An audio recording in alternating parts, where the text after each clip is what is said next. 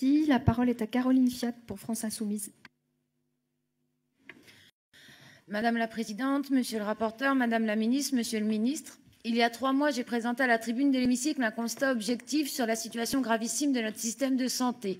Ce jour-là, vous n'avez pas détourné les yeux face à une situation que vous connaissez et nous avons pu croire l'espace d'un instant que ce quinquennat s'ouvrirait sur une politique de santé ambitieuse, au moins susceptible de soulager les patients et les soignants qui croulent sous les carcans budgétaires qu'on leur avait imposés jusqu'ici.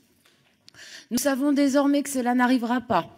Au contraire, les objectifs de dépenses de santé que contient ce projet de loi ne sont pas du tout à la hauteur du défi qui consiste à redonner de l'air au personnel des hôpitaux et des EHPAD. Vous leur imposez à l'inverse un plan d'économie massif sur l'assurance maladie, peut-être à même de contenter les technocrates et autres chantres de la réduction des déficits à n'importe quel prix. Mais certainement pas de sortir de la noyade les hospitaliers et les soignants du médico-social.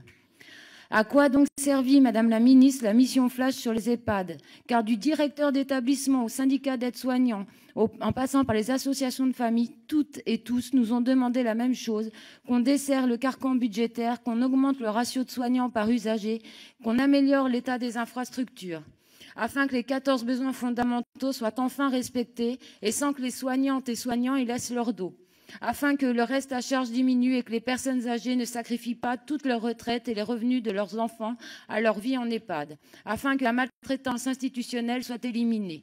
Vous ne faites rien pour les EHPAD, vous ne faites rien pour les hôpitaux. Vous allez jusqu'à mettre fin à l'opposabilité des conventions collectives dans les établissements soumis aux conventions d'objectifs et de moyens pour soumettre les droits des travailleurs du médico-social aux impératifs budgétaires. Madame la ministre de la Santé, Monsieur le ministre des Comptes publics, ma question est simple. Quel est le seuil de suicide annuel à partir duquel vous accepterez l'idée que la vie des soignants et des patients prime sur les calculs comptables? Quel est le seuil critique pour sortir de la religion, de la comptabilité et se consacrer enfin à la santé publique? Merci.